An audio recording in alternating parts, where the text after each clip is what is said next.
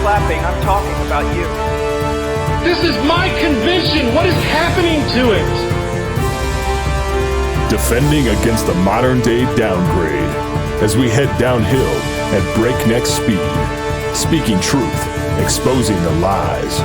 This is Polemics Reports. Do you know why you do it? You don't do it because you get paid well. You don't do it because men love you. You do it because you love men, and because more than that, you want to honor God. From a location somewhere in the eastern Montana prairie, this is your host, J.D. Hall. Hello, and you're listening to Polemics Report. This is your host, J.D. Hall, for, I don't know, what's the date? The Ides of March 15, 2022. Thanks so much for listening in. This is the program that we hope will be glorifying to God, convicting the sinners, and edifying to the saints. This is polemical. That means it's argumentative sometimes. That's what the word polemical means. The concept is discernment. So sometimes people say things are Christian and we got to go, when we read the Bible, which is the definition of Christian, that's not Christian. That's called horse crap is what that is. That's not the Bible at all. Here's what God's word actually says. That's what we do. That's the art of polemics. Few people want to do that because they want to have a kumbaya around the campfire, roasting Jesus marshmallows on some graham crackers. We would rather you be educated and informed members of your local New Testament church. Speaking of that, if you are not interested in becoming a member of a biblical New Testament church, or if you're not one and you don't want to become one, then stop listening to this program. We don't want you to listen to it. It's not for you. We're going to give you information you don't need to have.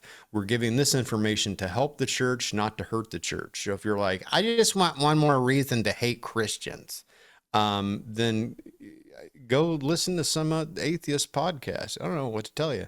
What we're acknowledging is that the church is not perfect, pastors are not perfect, people are not perfect, but Romans 8:1 says, there is therefore now no condemnation for those of us who are in Christ Jesus. And that includes things like, necessitates things like repentance and restoration to be able to do that.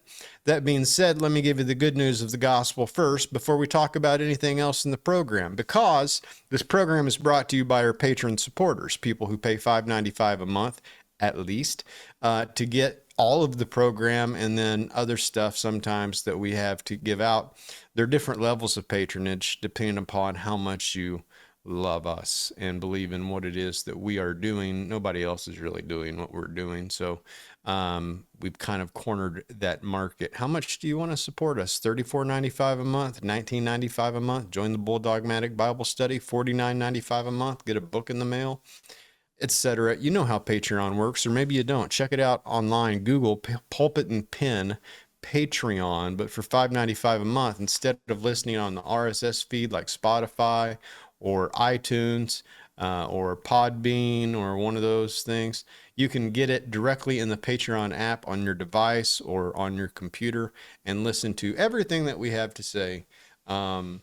Not just part of it. And we report on a lot of times the news and how we look at that from a biblical worldview, because, you know, I posted on my Facebook page today something I wanted to post weeks ago, but I couldn't do it because I was banned from Facebook at the time, that said the government used evangelical leaders to push COVID misinformation. Did you see that article? David Morrill from Denver, Colorado, who is my co-host and producer. Yep, I saw.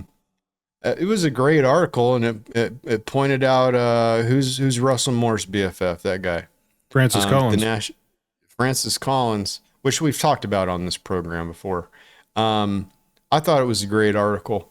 We want to be able to help you be discerning, which means, as Spurgeon said, not only knowing the difference between right and wrong, but between right and almost right. This is not all that we do. So if you listen to this and you go, all those guys do is criticize people. I'm going to share the gospel with you in a second, and that's not going to criticize people towards the end anyway. Secondly, this is a podcast that we do twice a week. And we have lives outside of the podcast. We're not stuck here. It's not like a vortex that sucks us into polemics. I pastor a church. David has a job, owns a business.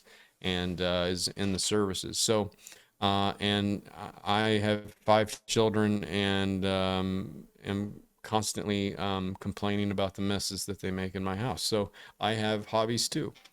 What's the good news of the gospel? The good news of the gospel is, though, even though you can't save yourself because there's nothing that you can possibly do to make up for the sin that you've committed against God, God, knowing that sin had to be paid for, sent someone to pay for that sin.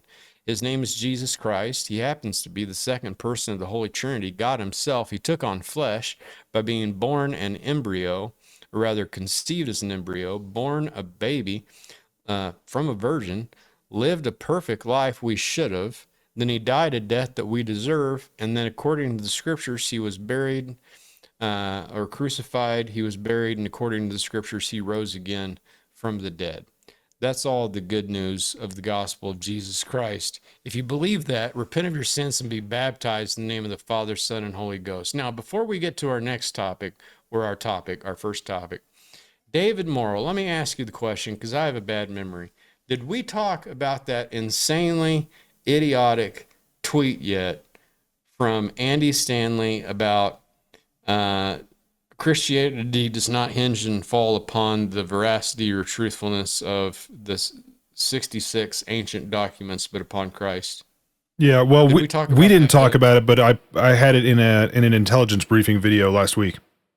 Oh man, that drove me nuts, because 1 Corinthians 15 says the gospel very clearly is that Jesus died according to the scriptures. He was buried, and according to the scriptures, he rose again from the dead. What makes us believe Jesus Christ rose again from the dead? The scripture tells us that Jesus Christ rose again from the dead. I've seen all the books about the evidence of the resurrection. I don't need them. I will use them as kindling, just like I do when they drop off the Book of Mormon, which, by the way, starts fires really nice in the fireplace. I don't need those. They're great to have. You might give them to an unbelieving, skeptical friend. I don't need them, because I believe the word of God, and the word of God is true, though every man a liar. And so Jesus rose again from the dead, proving his deity real, and his sacrifice was accepted. Also, Andy Stanley is incredibly stupid. Stop listening to him. If you're looking for a good preacher, you could throw a dart into a crowded room of pastors, and unless it hit a woman, you're going to hit a better pastor than Andy Stanley. Well, you'll hit a better preacher if you throw a dart into a kindergarten daycare. Well, even the little kids know, and you could do it in the monkey section of the zoo, for that matter. Well, even the little kids know that. So I was arguing with somebody one time. I was like, because the Bible tells me so. This is not exposition. This is just telling stories. Oh, it was. I know who it was. It was Adam Hushka over at Narrate Church in Helena. And I said, this isn't preaching. Where's the Bible at? And somebody said, you get a trained chimpanzee to read the Bible. And I'm like, then go get the trained chimpanzee to read the Bible. Yep. That's what people need, not latest storybook, Oprah hour, for crying out loud. Anyways, what are we going to talk about today? It's funny that you mentioned that, because I told Tim Hurd on his program earlier today that we were talking about John MacArthur, and I said, John MacArthur is not a particularly dynamic personality behind the pulpit. Mm-hmm. He just preaches it straightforward. I said something along the lines of, he is a perfect example of why we know that it's the power of the Spirit and not the power of personality. I was talking about this yesterday or the day before, actually, with Miss Joyce, who is the longest standing member of our church. She's been here since 1988. Hi, Miss Joyce. She listens to the program sometimes. And I introduced her to Ian Paisley. And so she's listening to Ian Paisley, and she's like, I've noticed, though, he doesn't stick very close to the text. And I'd say, here's what I'd say about Paisley. Paisley was a great preacher, but he was not a great expositor. He was not a great expositor of the text. John MacArthur, on the other hand, is a great expositor of the text. I don't put him in the category as great preacher. I just don't. I'm sorry, I don't. In the same way that I think that MacArthur is a better expositor than Washer, but Washer is definitely a better preacher than John MacArthur. But as long as you're getting your Bible out of the text, you're not engaging in eisegesis, we're all going to be okay at the end of the day. But yeah, I understand what you're saying. So Willie Rice, who's the new woke pick for SBC president, although he would disagree with my characterization, I'm sure, apparently his church deleted or removed a blog post of his from... Gosh, it's compulsory. I just want to go Willie. I don't know why that is. Every time I Willie. There's got to be a reason for that. Yeah. Is it The Simpsons? Because that was the bus driver? I don't know. Willie. You know. Okay, Willie Rice. They removed. There's a term for that. They canonized an article on the website. They canonized it. This was an article that was posted on his church's website under his pastor's blog. Who else did that? Was it Ed Litton? Ed Litton canonized some stuff too, didn't he? Well, if by that you mean 140 sermon videos, then yeah. Yeah. You know. And this was from over a year ago. This is January 15th, 2021. Would you consider him like a mini Litton? Like a mini me of Dr. Evil? Or is he a bigger Litton? It seems to me like he is potentially a bigger and more influential Litton. He's definitely... minus the plagiarism that we know of so far? And he's more coy about his support for the tenets of standpoint theory and CRT, and thinks he hides it better. He's not as bluntly stupid and honest as Litton. Right. He's like better Litton with dodging Litton it with the terminology. But he was an honest plagiarist, basically. Yeah, I'm not sure that Litton is as quick or as skilled as Willie Rice is in supporting some of these things without really calling it that. Howard. It'd be like Kyle J. Howard versus Jamar Tisby. You can listen to Tisby and be like, I'm not really sure what he's saying. What's he going and then you listen to Howard and you're like, holy crap, you're a communist. But they're really actually saying the same thing. Right. Yeah. Is that a fair comparison? I think it's not too far Jory off. Micah, Beth Moore. Yeah, that's not bad. That's not bad. Although I think both Jory Micah and Beth Moore are far below Willie Rice in terms of their ability to bob and weave and change terminology and change Jordan framework. Hall, Michael O'Fallon. Yeah, maybe. Sorry, Michael. Yeah. You're much more articulate. Yeah. Well, and I wasn't sure when you made that comparison which direction you were saying it. Is it JD Hall is a less sophisticated Michael O'Fallon, or the other way around? I don't know. Less sophisticated Michael O'Fallon. Yeah, he knows when to shut up. I don't. Right. That's true. Yeah. But anyway, so this was over a year ago, January 15, 2021, right before the inauguration of our resident in chief, Joe Biden. When it was written or erased? When it was written. It was erased very recently, as far as we can tell. Okay. In which Willie Rice weighs in, and he basically takes the typical tact of a lot of these big name evangelicals that basically try to characterize support for Donald Trump, or support for Donald Trump that's more than they would like, as idolatry. Right? I mean, how many times have we heard this? Well, it's political idolatry to support Trump in any way other than sort of apologetically holding our nose and voting for him. Right? Anything beyond that. I mean, certainly having a Make America Great Again flag on your truck or something like that, that's full-blown idolatry to these guys. Even though he said mean stuff, you're going to vote for him even though he says mean stuff? That's idolatry. Yeah. Well, and he takes... It's always a strong example of that is at CPAC the year before last. They had a gold statue of Trump, like a bronzed statue of Trump, and it was cartoonish. It was not flattering.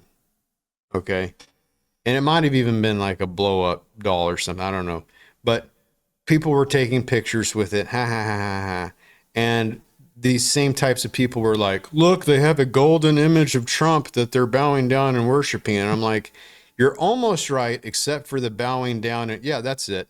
Yeah, that's a real serious idol. Nobody was bowing down and worshiping that. All right. Nobody was bowing down and worshiping that. That's not a graven image in the religious sense. But these people would say, well, you're all, if you would vote for the lesser of two evils.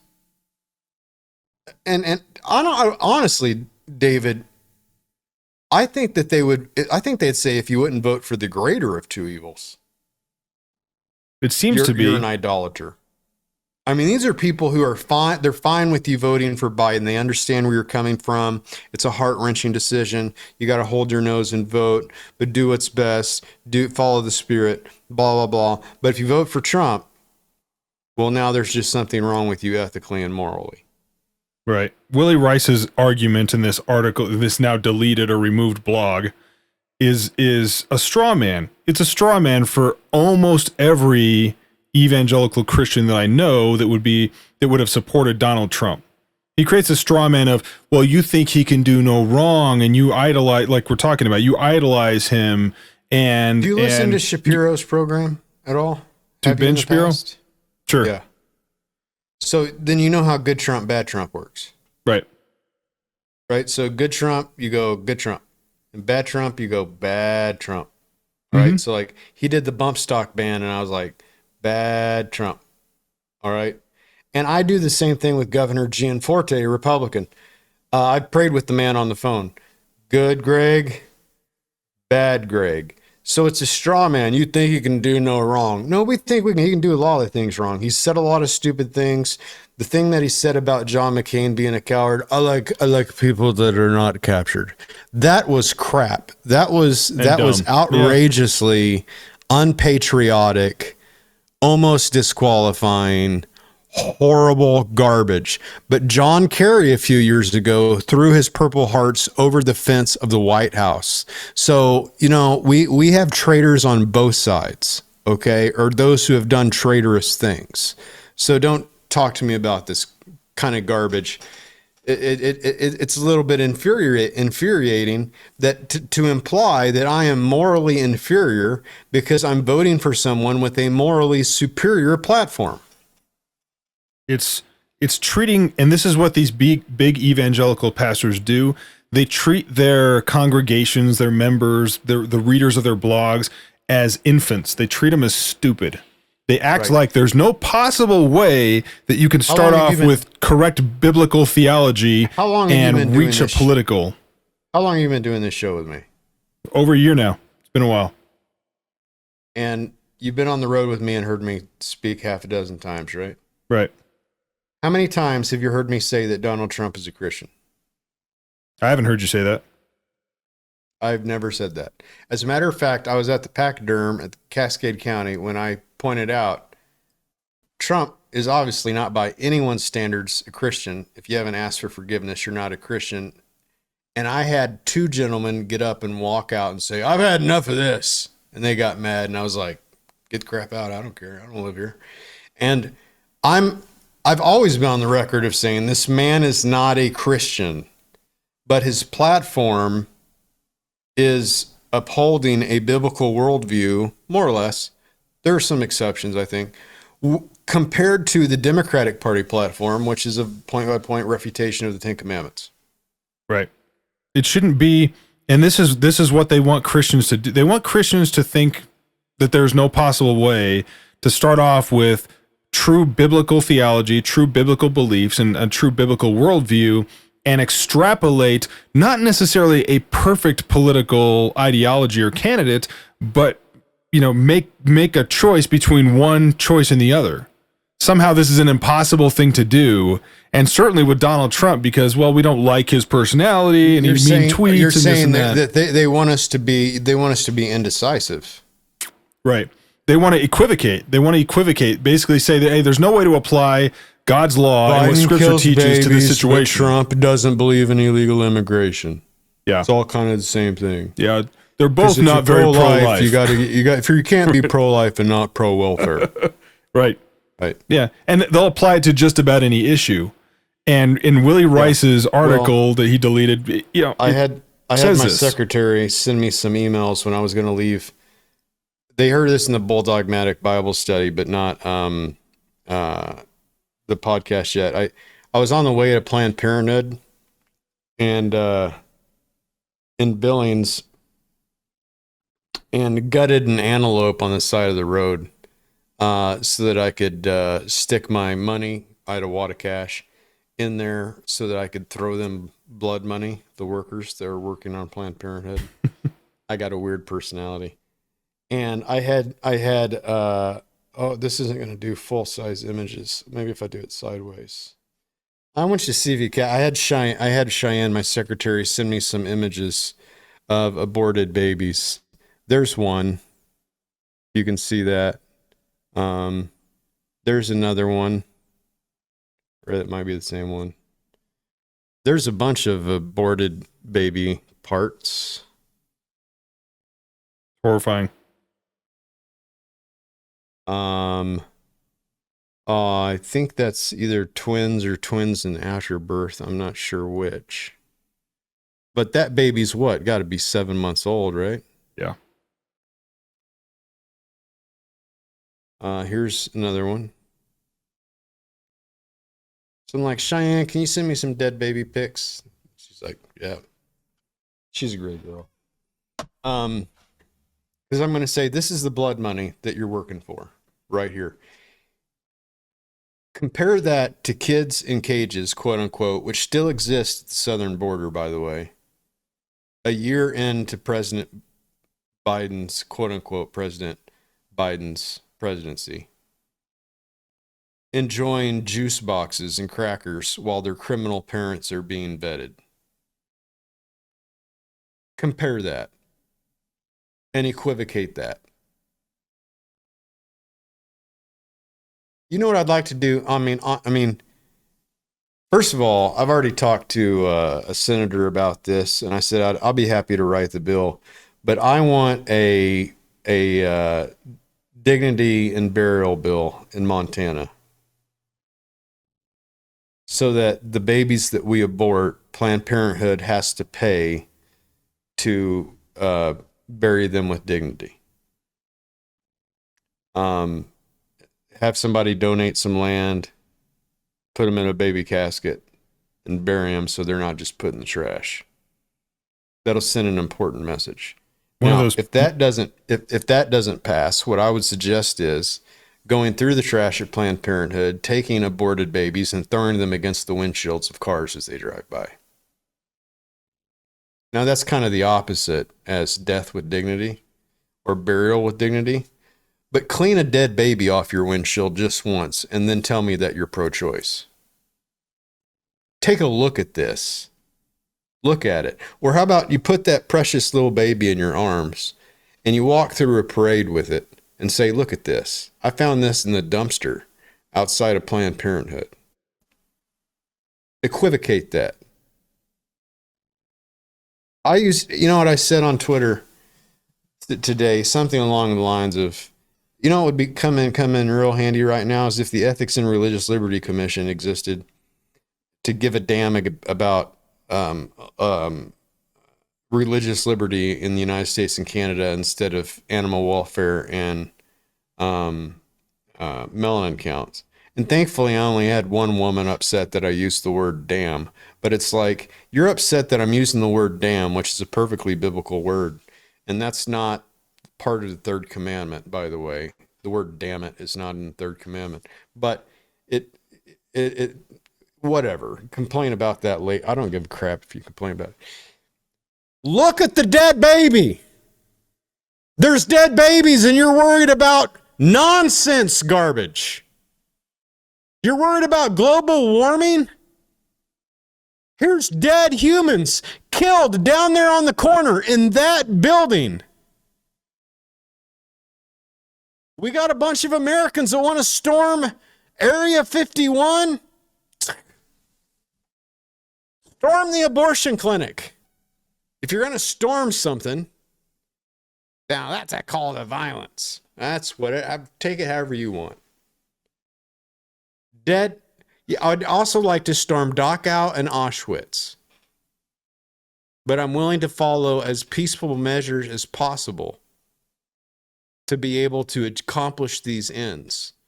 But we can't do so unless we are at least honest enough to call this murder and to call the ones who do it murderers. And it doesn't help to have people like Karen Swallow Prior come along and say, it's not really murder. I mean, not by the legal definition. And it doesn't help to have people like Willie Rice come along and go, yeah, they're pro-choice, but have you considered that the Republicans over here on this side, they don't believe in child safety locks for guns?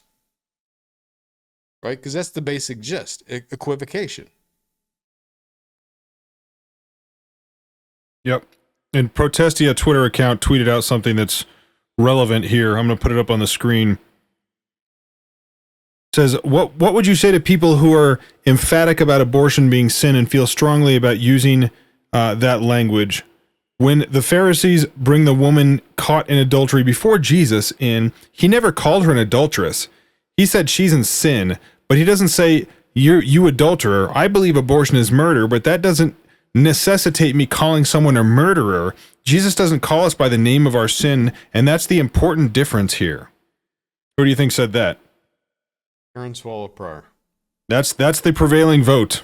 That's definitely the prevailing vote on Twitter, is that was Karen Swallow Prior, and I suspect it was. I don't know specifically myself, but that sounds just like her. Where's my phone? We'll call Dustin and ask him. Oh yeah, I don't know we need to call Tom Buck too. I think Tom has successfully ignored our attempt to enlist him. He called me back the next day. I'm calling Tom first. He called me back the next day.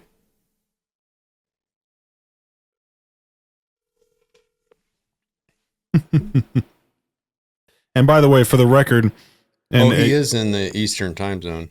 Yeah, so it's 10:30 at night, or Central time zone. Okay, so only 9:30. Yeah, it's not that late. Yeah, not too bad. Answer your phone, Tom. He's like, I know. He's probably like, I know what he's doing again. Hello, you've reached my voicemail. Leave a message. I'll get back to you as soon as I can. Thank you so much, and have a great day. Right. At the tone, please record your message. What should I say? Do Do you want to leave the message? No. Or you want me to leave the message? Hi, I'm trying to speak to a Tom Buck, spelled Tom Buck. Thank you. Hey Siri, call Dustin Germain too. Well, and there's some good points while you're calling him that made about this Karen Swallow Prior quote. It's like she calls people by their sin all the time, doesn't she? Yeah, no, it's just like the worst of the worst murderers she wants to take it easy on. Everybody else she wants to throw under the bus. Right. No pun intended, to someone who had been thrown under an actual bus. Well, yeah, she's happy to call people racist and happy to call people abusers. Poor bus. Happy to call people misogynists and chauvinists, and I mean she'll label people by their sin all the time. So to say, well, you shouldn't do that with adulterers and murderers. They're not adulterers and murderers. Jesus only said that adultery and murder. He never called people murderers. Yeah, like he absolutely did. It's so ignorant. Well, they found. I don't know what's wrong with Canadian cell phones these days. Yeah. I don't. I was just getting this weird dial tone. I would like to know who said it. But what they did was they cherry picked one account, which, by the way, is where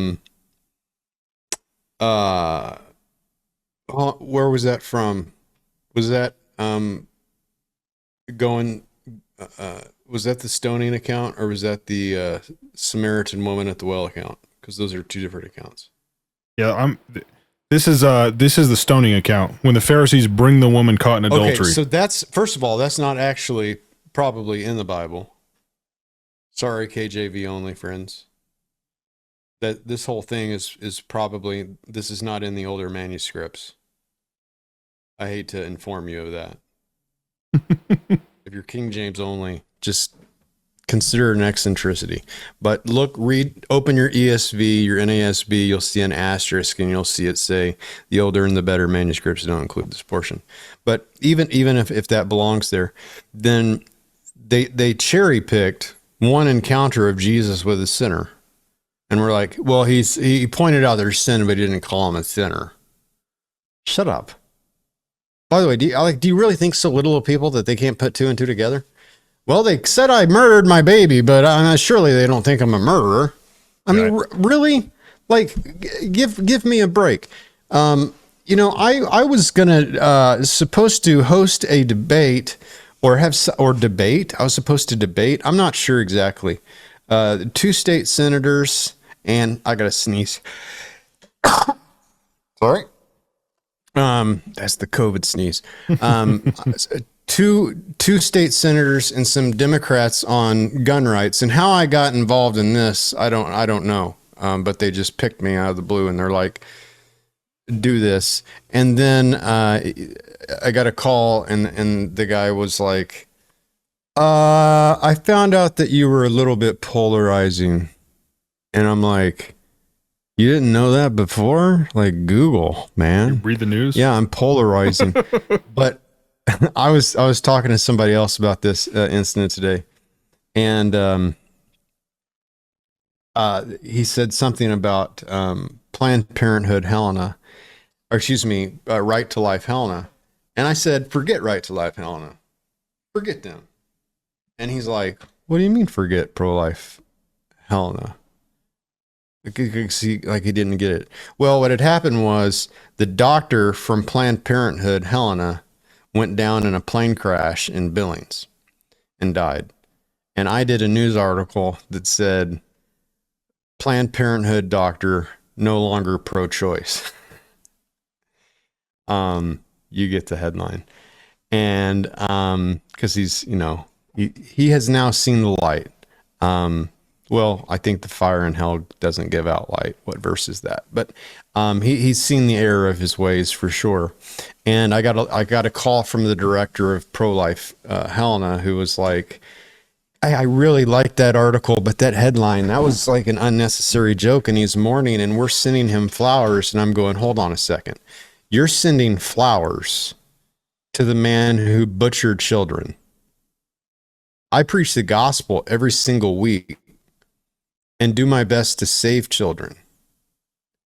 I mean, my wife and I offered to adopt who I'm sure will be beautiful, mixed-raced, not that matters, baby with Downs. It's not going to work out. Got a great mom there to handle that situation. We want to save babies. But if I die, would you send flowers to my funeral? No. But you're going to send flowers to the funeral of the abortion doctor? Why? It's like WWE, where the heels are going out with the heroes afterwards to go get a drink. It's like, is this kabuki theater, to quote Ben Shapiro? Is that what this is? This is exactly why I'm not pro-life. If you have a problem with tough language when it comes to baby murder, if you think the word damn is hard, I got harsher words than that I'm willing to employ towards you. We're talking murder. And by the way, God has words harsher than damn that he'll apply to you. And his words actually do things, like specifically do things. They're not just words. When God says damn, they're actually God damned. No offense. Yep. That's God damning them to a place of eternal conscious torment. Mine is just a warning. His is the real thing. Have some fear of the Lord before your eyes and stop playing nice like Abby Johnson with the baby murderers. And you know, the dumb thing is, and I've talked about this in the program before, in the majority opinion of Roe v. Wade in 1973, they said because Texas didn't punish the mothers like they punished the abortion doctors, they must not really think that baby is a real baby, or else they would punish the mother for murder. And we're now in 2022, we still are having to argue that the mother is a murderer. And that is still being used by the other side to say, see, you don't really believe that that's a baby after all, do you? It's a valid point. Until we start executing mothers for executing their children, we don't have any moral right to say we believe it to be murder and to be believed. If we expect to be believed, because they're like, you really don't believe it's murder. Mm-hmm. I think they have a hard time like that when we don't burn down clinics. They have a hard time like, you must not really think it's murder or you'd stop it. No, we're trying to. We have Augustine's just war theory. We have some protocols before we go violent, and we haven't met those requirements yet, or else wait. But this is the most controversial episode ever, probably. We have to wait until those requirements are met, but use the language of murder when you're talking about a mom who assassinates her child, or you have ceded all of the high ground to call it murder. It must not really be murder then. Well, and a lot of believers fall for this, and this is a good segue into the next topic. Actually, a lot of believers. Did we leave behind Willie? Did we get done with a little bit? But that's okay. You know, right. The point with that, I mean, the reason his church or he pulled down this article is because it's one-sided and attacks one side of the political aisle, and he needs both to be elected SBC president. He needs Trump supporters to vote for him to be elected SBC president. It's as simple as that. And he only goes after supposedly political, those who are idolizing Trump on the right. He doesn't go after people that are compromising their entire moral framework to vote for Joe Biden. Doesn't go after that at all. So that's we need to tell Dustin. Oh no, yeah. his phone is ringing. So you get a call back from him? That's on Wayback Machine, right? Oh yeah, it's up. Did we post it up on Pulpit and Pin? No, we should. Hey Dustin, how are you? Look at it from Capstone. Willie, they have it at Capstone. Capstone and Ref Charlotte has it up already. Yeah, we're too busy working on this next topic. Throw that up at Protestia, would you? Also, yeah, we'll get to another question just for the patron listeners. Well, yeah, just for the patron listeners. No, well, yeah, okay. Who said that? The poll. KSP, right? The poll that you put on Twitter. I assume you put it on Twitter. The abortion quote. Read it, David. Yeah, it was the abortion quote. So it was sorry, I'm going back to it. Who's running our Twitter? Yeah, it's must be the spirit. Not you? That's gotta be. Come on now. I said who said this, but there's a quote. Right, who said this? It wasn't a technical poll, but the quote. Who's the quote from?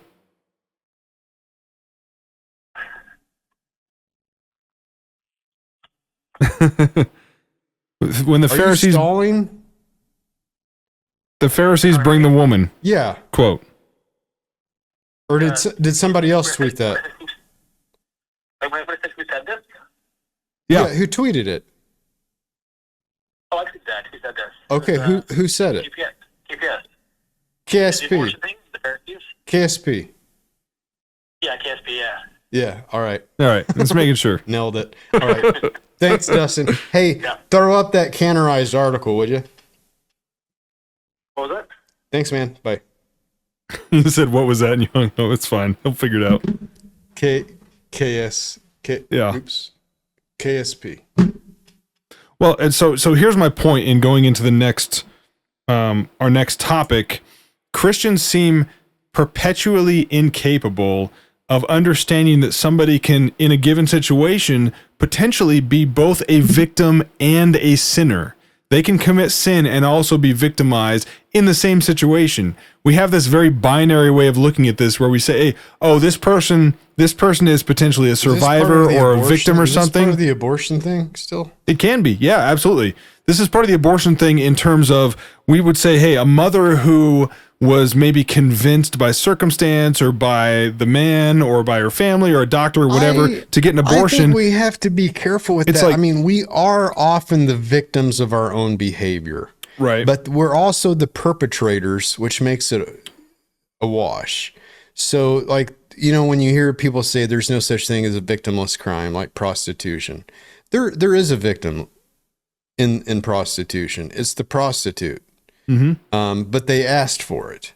So they are both the perpetrator and the victim. So suicide would be another example. Right. Suicide victims are not victims, they're perpetrators. That's how they ought to be referred to. They're guilty of suicide. They commit suicide. Think about that. The words commit, suicide. You don't say you committed marriage, right? Say you got married. Mm-hmm. You know, the closest thing we have to that would be like you got Epstein, but it would be that'd be homicide. But it would be you are a perpetrator of it, but you're also a victim of it. I guess people who overdose, they'd be a victim of whatever needle they put in their arm. But the goal of that, I mean, listen. Victimhood doesn't do anybody any dang good ever. I'm convinced of that. Victimhood doesn't do anybody any good ever. Don't be a victim. And that's the issue I have with these survivor blog women. We've gotten over our personality differences, and I like Julianne fine and Dia Wartburg Watch. They all seem like fine human beings. They were nice to me back when they needed to be nice to me, and they've kept their word, and I think they mean well. But what I've tried to get across to them unsuccessfully is being a victim doesn't do anybody any real good other than to capitalize on the power dynamics of victimology to accomplish societal change. So when a woman is a rape victim, and she's a legitimate rape victim, she needs to stop thinking of herself as a victim, and she needs to start thinking of herself as a survivor. That is going to be the key to her recovery. I'm not a victim of the rape. I mean, technically I was, but I am a survivor of the rape. That's the way that they need to think about it if they're going to move forward. Mm-hmm. Well, and in the larger sense, every sinner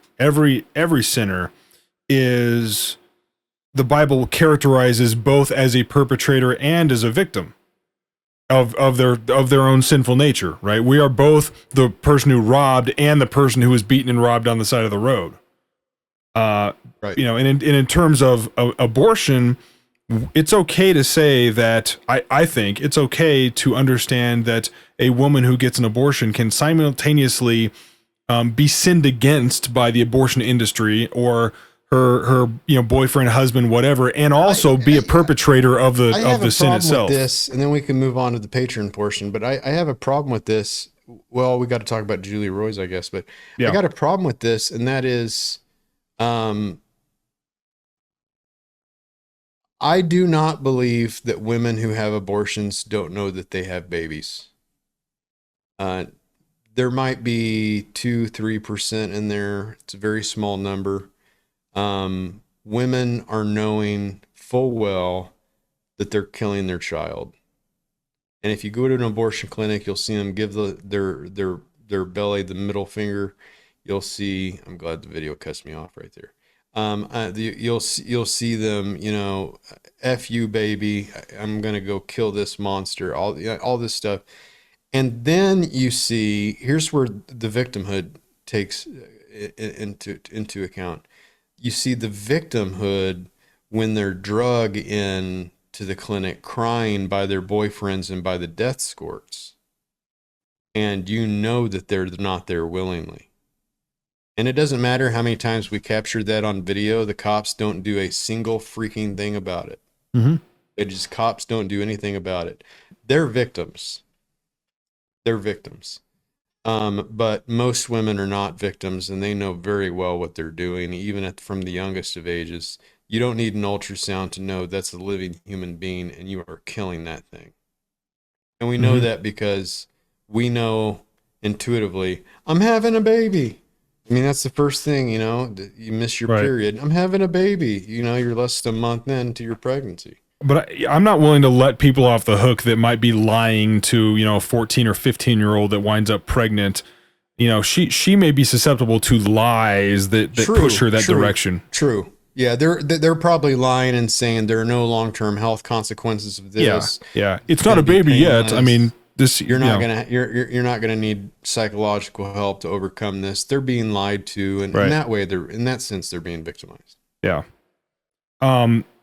Yeah.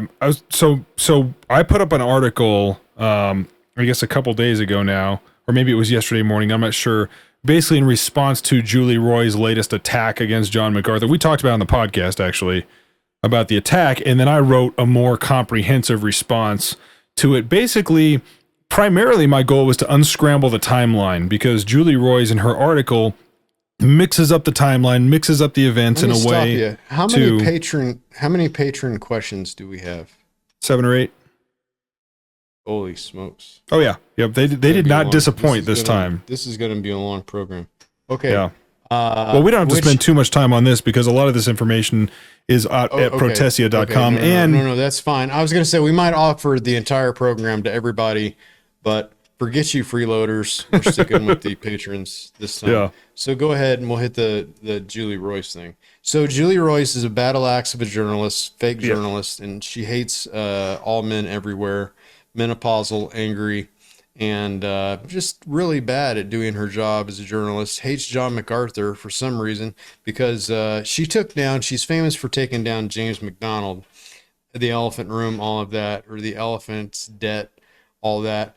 Here's the ironic part. John MacArthur was warning the world about James MacDonald long before Julie Royce had a job.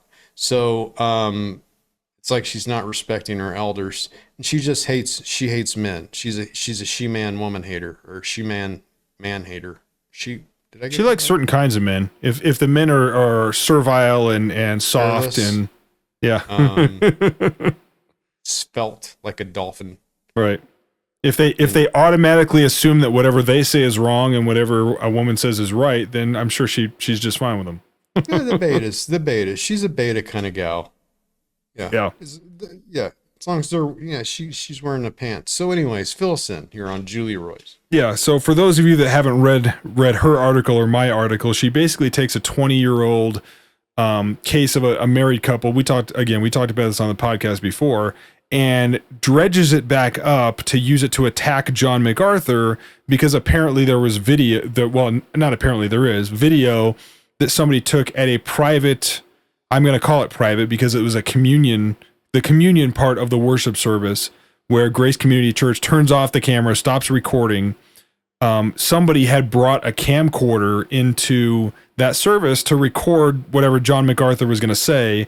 And now she's using that to say MacArthur shamed and excommunicated a woman because she wouldn't go back to her abusing husband. This was like 2 weeks ago. What, the video? Yeah. 20 years ago. Yeah. Yeah. I was being facetious. I did not. This is 20 years ago. Well, and I did not realize at the time that I was writing the article, this was in 2002, before camera phones, before smartphones, and the age of everybody having a camera in their pocket. Would be excellent at treasure hunting because you just got to dig down and down and down and down. Eventually, you're going to find something like an arrowhead or an Indian's head or something. If you just dig down deep enough, she's deep diving 20 years down the mine shaft to find something wrong with Grace Community Church, which in turn impugns the elders of Grace Community Church. And in this story, that then impugns John MacArthur. So we're 3 degrees from Kevin Bacon here. So she and 20 years away. Right. So congratulations, 20 years. In 20 years, you found a scandal, Julie. Well, let's see how big of a scandal it is. It's funny because the prior attack articles on journalist hack. Yeah. Let's see how big of a deal it is. Well, and the worst part, the more I dig into this, because I didn't let it, after I wrote my article, I kept digging because it just doesn't smell right. You know what I mean? When you have that instinct that like something isn't right, something doesn't add up here. Let's let facts be facts here. On Twitter, we're not that popular because nobody wants to quote us on Twitter, because then they get yelled at by people who don't want to see us followed on Twitter. But we have more readership, listenership than Julie Royce does. David, let me ask you, have you ever gone 20 years back in time, or seen us go 20 years back in time to come up with an inflammatory story about one of our subjects? We don't have time for that. There's too much going on right now. like Willie Rice. Yeah, that's right. There are things to be discerned right now and be polemicized right now. 20 years to find a supposed scandal. Let's see how scandalous it is. Well, and part of this is because the husband, go back 20 years, I expect to see John MacArthur wearing women's underwear or something impressive. Yeah. Not this garbage. Right. Well, and what happened, this isn't in my article. She's supposedly going to write a follow-up article to this, and I will probably respond to that in kind. There might be women underwear. But here's the funny thing is, I'm going to tell you what she's going to quote unquote break in her next article. I'm going to tell you what it is right now. She hasn't published the article, but I'm going to tell you what it is. She is going to reveal that David Gray, who's the husband in prison, he's not her husband anymore, but the guy in prison, started a prison ministry upon getting to prison and was reporting positive evangelism, and people coming to Christ and these kinds of things in a newsletter. And John MacArthur purportedly wrote a little blurb of encouragement to him while he was in prison. This is going to be her next breaking story. Is John MacArthur was supporting the jailed child molester. That's going to be her breaking. Of course, this is 20 years old. Forsooth. Forsooth. I email David, Kevin Hite, who's in jail for child molestation and worked with HeartCry for years. And because he was a friend of mine, and he's still a friend of mine, even though he's not the person that I thought that he was at the time. And maybe I'm a bad guy. Maybe if somebody goes to jail, we just forget about him. But I'm pretty sure there's some verses in Scripture about not doing that. Mm-hmm. Like, aren't we told to visit the imprisoned and to care about the imprisoned? Well, no, not sure. If they get thrown in prison for purportedly abusing children, we should just throw them into hell right now. I mean, clearly they're beyond Jesus's power. I'm all for killing them. Don't get me wrong. I'm all for stringing them up. But if you're not going to string them up, then you give them a chance at redemption. It's either death or redemption. I did this lecture to my daughter for like 6 hours in the car the other day about child molesters and everybody else, bank robbers. You either let them be redeemed or you kill them. Give them a choice: redemption, or execution. And we should not forget. There's a couple little details that she left out of this article that I think are really important. No way. Yeah. Shocking, right? It wasn't exhaustive. No, it wasn't. It's almost like she just wanted to attack John MacArthur. The funny thing is, if you removed the wife's testimony. If you remove the wife's testimony from Julie Roy's article, the article doesn't exist. It vaporizes. 90% of her article is the testimony of the wife, which I'm not necessarily saying is true or untrue, but she characterized it like this is established fact that anybody can go back and say, well, duh, of course we knew this. Apparently, we don't know. Apparently, a jury, right, found the wife's testimony on some things to be compelling.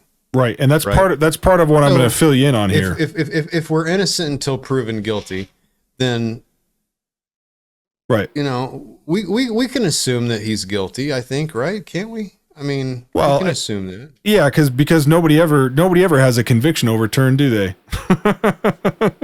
That's the thing. Like, well, yeah, OJ was found innocent, so I guess he must not have done it, right? I mean. It's provable fact now. It's like, okay, let's not get out over our skis. But she leaves out a couple important things. Number one, the husband maintains his innocence on the sex abuse charges. To this day, he says, I didn't do that. And there was no physical evidence that he did. That was another part of part of the red flag for me was there's no evidence of this, and I realize it in a lot of these kind of cases, especially when the accusations come to light with children years down the road, there can't be any physical evidence. But it's something that readers probably should have been aware of. The other part of this, other than it's something that women and mothers should be aware of. Yeah. Can I just, hey, Julie Royce, let me just really tick you off. It's the mom's fault that this happened if this actually happened. Yeah. Because that's the mom's role. Yeah. To protect the kids. Right. How did she not know? I don't know. I mean, I don't want to re-adjudicate, but she definitely bears some responsibility. And there's some patriarchy for you, lady. Yeah. Well, she's a survivor and a victim now, so she can't possibly have sinned in any way during this process. That's something that because you need to accept. Victim, you lose all sinner status when you're. That's what I said. Yeah, that's what I told Tim earlier. I said as soon as you can reliably call yourself a victim or even a survivor, depending on how politically useful you are, you get a get out of sin free card. You can't possibly be a sinner anymore. And the other part of this, I think people really need to realize, which is why the social gospel, which turns everyone into the oppressed victim, is gospelless. That's why there's no gospel in the social gospel. Mm-hmm. Yep. If you're wondering why that's so wrong. Yep. All of a sudden, there are some of us who bear original sin, and others of us who don't, depending on our category. The other part of this I think is important is he was originally charged with abusing 2 out of 3 of the kids, and acquitted on abusing 1 of the kids.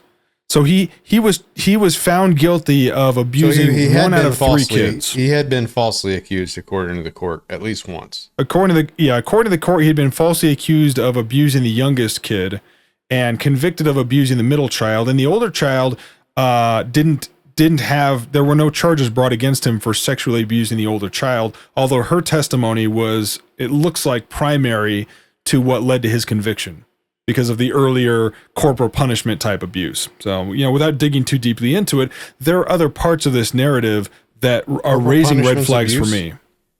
Is corporal punishment abuse? The court considered it to be abuse, and from what the children and the wife described, it certainly made it seem like it was a little over the top.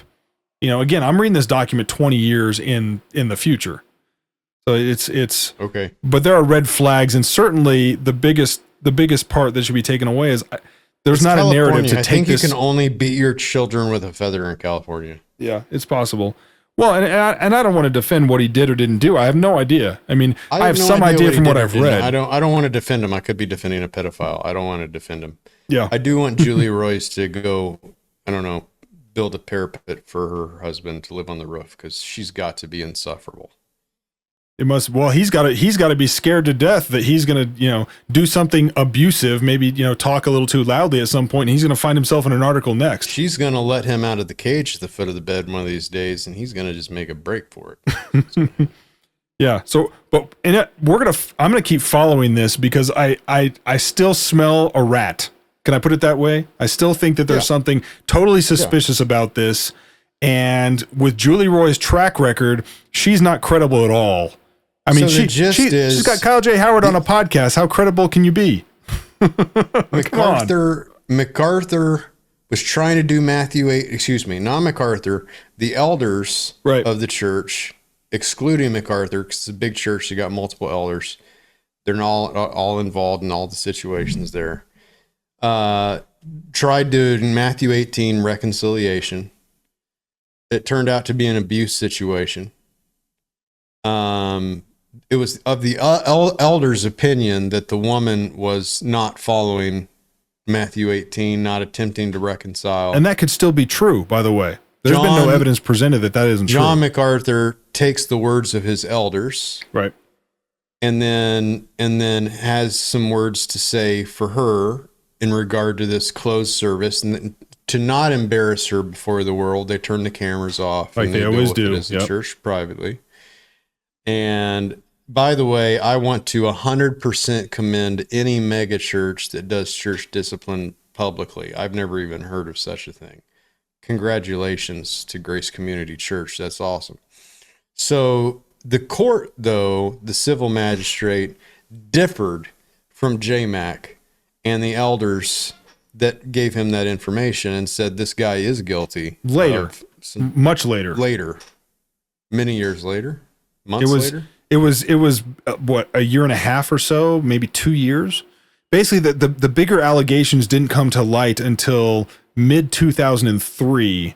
So it was about a year later. She didn't fill in the elders on this sexual abuse then.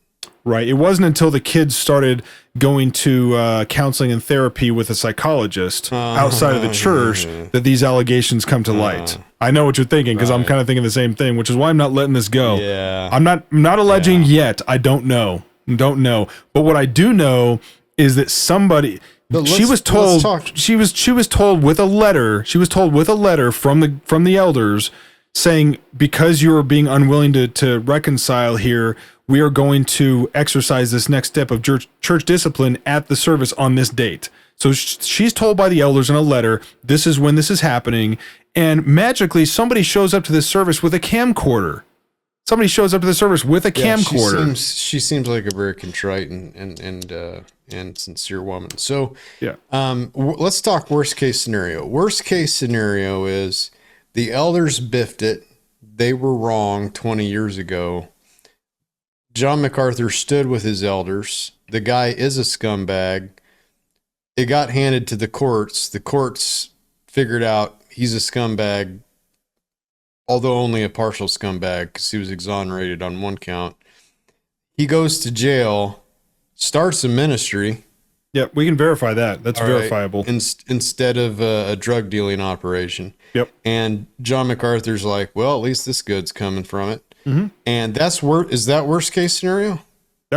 Yeah. From what I can tell from the evidence, that's worst case scenario. That sounds to me like that's also the best case scenario. Yeah. Yeah.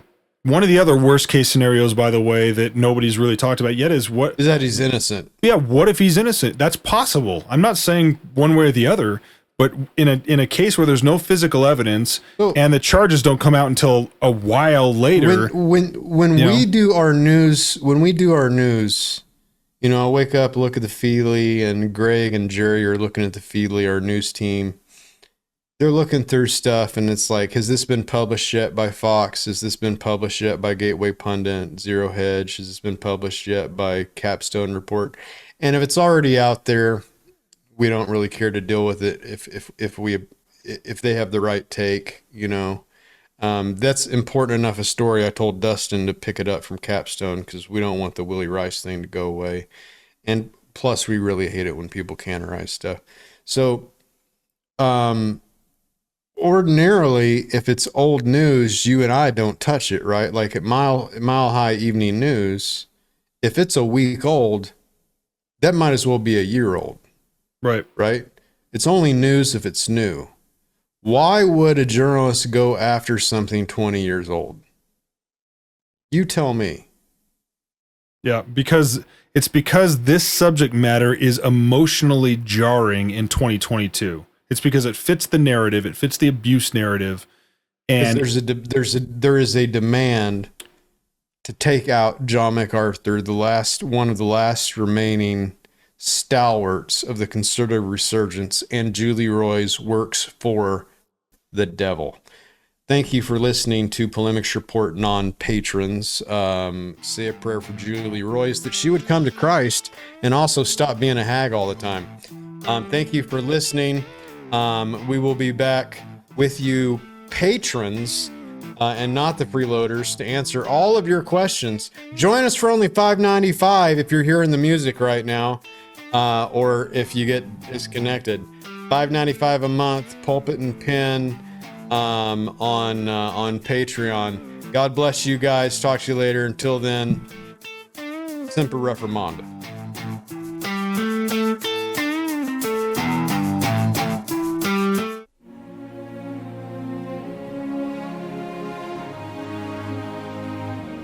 We are the news source that will tell you the truth, no matter what. We are the ones who haunt the dreams of big tech gatekeepers who throttle free speech. We are the ones who have survived boycotts, blacklists, embargoes, and truth blockades. We are the ones who are still protesting. We are Protestia. Check us out online at protestia.com.